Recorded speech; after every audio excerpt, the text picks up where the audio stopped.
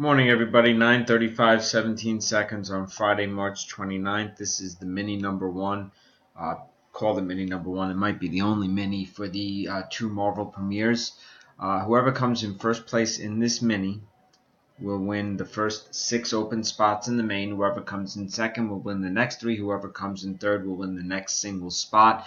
That will, at this point, I believe, leave 5 spots left in the main. So I don't know if I'm going to run a second mini.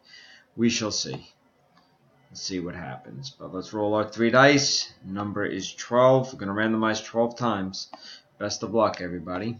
That's 1, 2, 3, 4, 5, 6, 7, 8, 9, 10, 11. And here comes the final one. 12. Jason Caraway comes in first and second. John Garner comes in third. So Jason wins the first 9 available spots, and John Garner wins the next single spot. Time is 9:36.